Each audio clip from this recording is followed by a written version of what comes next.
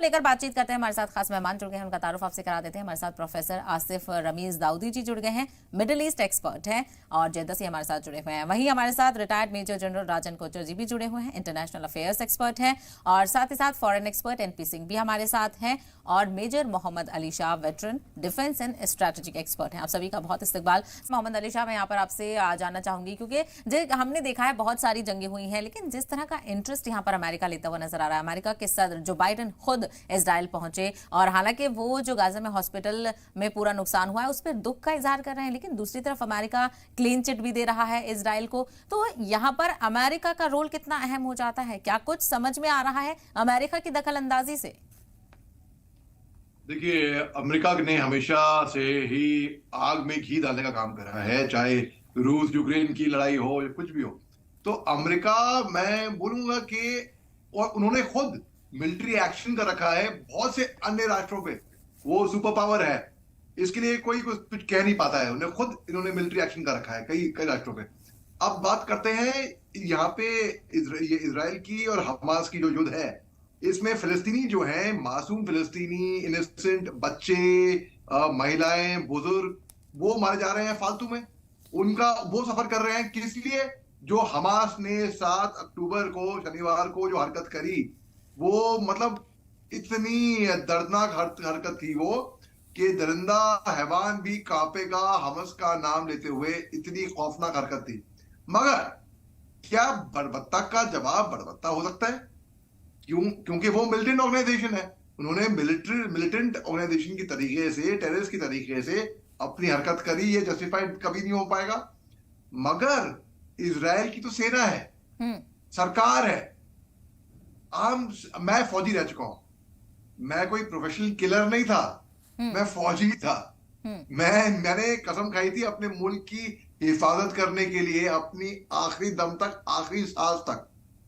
और हम सरहद पे रहे, हमने भी बमबारी करी है और हमने झेली भी है दो तरीके से। हमने तो कभी सिविलियन पे कोई वार नहीं किया, कभी सिविलियन को नुकसान नहीं पहुंचाया। हमने 99 में पाकिस्तानी सैनिक आके भारत की सरजमीन पे मरे थे, पाकिस्तान ने इनकार करने से मना कर दिया। हमने कायदे से, इज्जत से उनको दफनाया। हमने 71 में 93,000 प्रिजनर ऑफ वॉर लिए थे। हमने उनको, फौजी को फौजी की तरह सलूक किया। हमने कभी सिविलियन पे वार नहीं किया। हमने सर्जिकल स्ट्राइक करी, एयर स्ट्राइक करी, केवल मिलिटेंट बेस पे टेररिस्ट टारगेट्स को निशाना बनाया। अब ये अस्पताल की बात पे आते हैं। ये करा किसी ने भी हो, इजराइल की सेना ने करा हो या हमास ने किया हो या जो भी, जिसने भी, खात्मा तो हो रहा है इंसानियत का, मानवता का। सफर कर रहे हैं मासूम निर्दोष लोग, सफर कर रहे हैं। और ये जो 100 साल से ऊपर की जंग है, इसमें देखिए लेट 19th सेंचुरी से लेके मिड 20th सेंचुरी से लेके 1970 लगा लीजिए आप, 947, 49, आप 1967 में 6 दिन का जो युद्ध देखा गया, आप 1979 की बात करते हैं कि यूएन जब सामने लेकर आई थी, मेज पे बात करेंगे। आप ओस्लो पैक्ट लगा लिए, कितने भी अग्रीमेंट लगा लीजिए आप।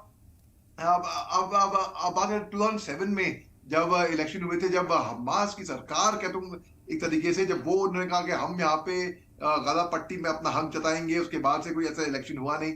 आप कितने लोगों ने सुलझाने की कोशिश करी, कितने बार के मुल्क भी आए पैरी करने, लेकिन अब तक सुलझ नहीं पाया ये मुद्दा।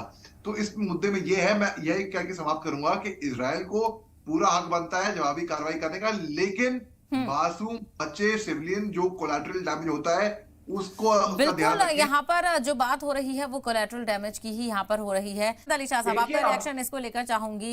जो कॉन्सिक्वेंसेस नजर आ रहे हैं, लगातार जंग देखने को मिल रही है, क्या यहाँ पर इसके खात्मे को लेकर दूसरे ममालिक प्रेशर बनाएंगे? हम देख रहे हैं कि बहुत सारे मुल्क हाथ खींचते हुए नजर आ रहे हैं। जॉर्डन ने मना किया था, अमेरिकी सदर की मुलाकात होने वाली थी, वो कैंसिल हो चुकी है। ईरान भी अमेरिका को जिम्मेदार यहाँ पर मान रहा है। तो ये पूरा क्या झोल झाल चल रहा है, इसको समझने के लिए क्या कुछ करना पड़ेगा और किस तरफ हमें मुड़ना पड़ेगा?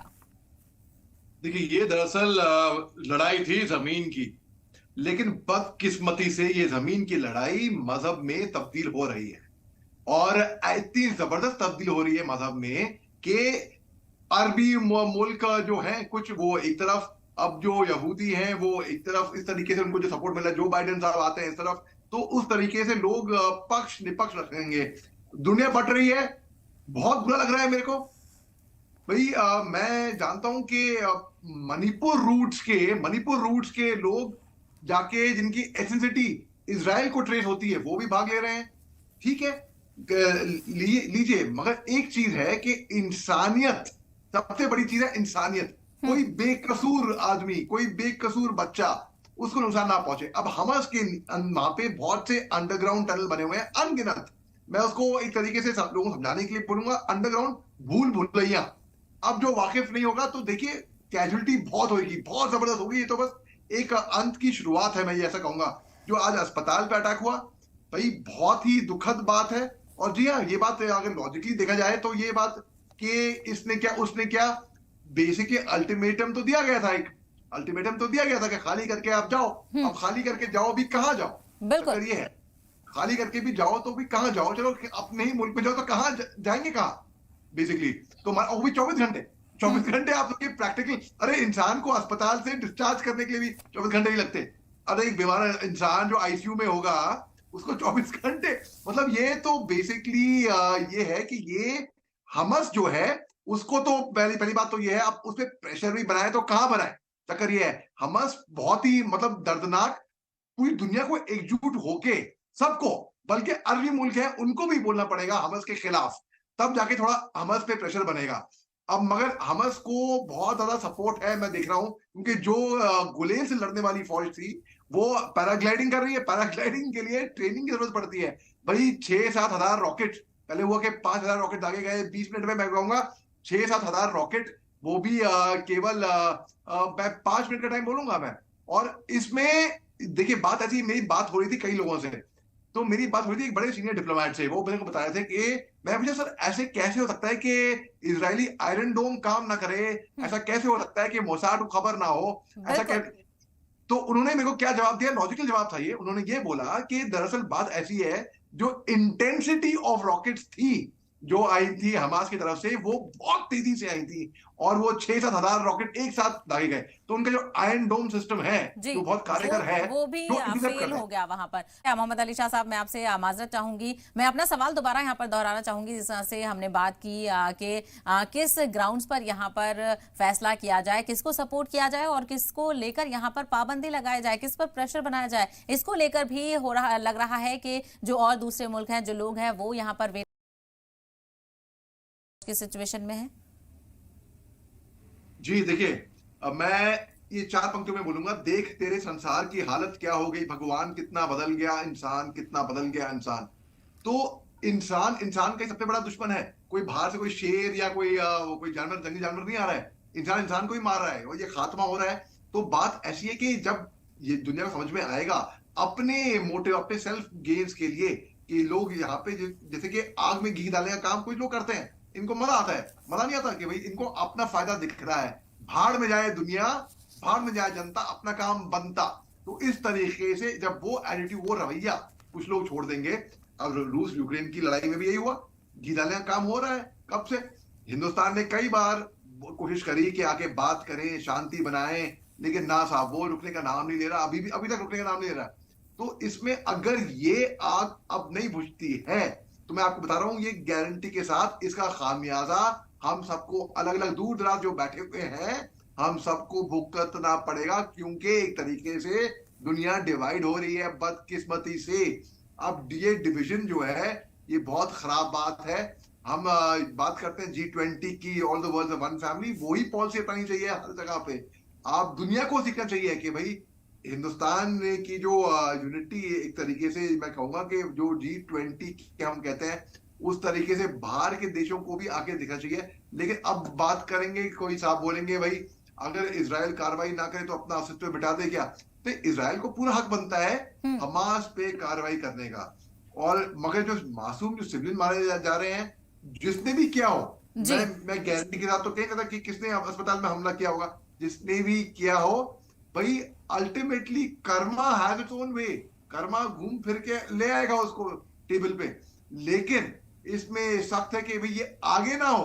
अभी तो हो गया, बड़ी मुश्किल और दुख दर्द वाली बात है, दर्दनाक घटना घटी है बहुत। ये ऐसा, मैं तो ये कह रहा हूं, ये अंत की शुरुआत है। तो अगर ये शुरुआत है एक अंत की, तो यानी कि खुदा ना करे, भगवान ना करे, गॉड फॉरबिड, ऐसा और कहीं होने वाला है फिर ऐसी घटना ना हो कहीं पे भी, इसको प्रिवेंट कर दी जाए। जो बाइडेन साहब इजराइल गए जी भाई, वहां पे शांति की बात होनी चाहिए थी, मैं ये कह रहा हूं। हाँ, वो इजराइल के साथ खड़े हैं, बड़ी अच्छी बात है, खड़े रहो, दोस्तों के साथ खड़ा होना बनता है। लेकिन अगर दोस्त का आपको एक्शन दिख रहा है जो कि इंसानियत के शायद खिलाफ जाए, जैसे कि मेरा मानना है कि सारे देश के, सारे दुनिया के मुल्क एक साथ जुड़ के हमास की निंदा करें, क्योंकि हमास ने क्या, वो अलग बात रही कि इजराइल करता आया है फलस्तीनी के साथ, वहां पे जुल्म हो रहे हैं, यहाँ पे ये हुआ है, वो सब भूल जाए, जो हुआ वो हुआ, ठीक है, बुरी बात हुई, हुआ, लेकिन आइंदा, क्योंकि वो हुआ था, खून का बदला खून होता है कि हमेशा, बड़बत्ता का बदला बड़बत्ता होता है कि हमेशा नहीं होता। भाई सर सैयद अहमद खान ने कहा था, कल सर सैयद डे था, कि अगर दो आंखें हैं, एक आंख फूट जाए तो दुनिया अंधी हो जाएगी, सिंपल सी बात है। तो इसमें बेसिक पॉलिसी मैं ये अपनाऊंगा कि अगर युद्ध लड़ना है तो फौजी के साथ युद्ध लड़े। ठीक है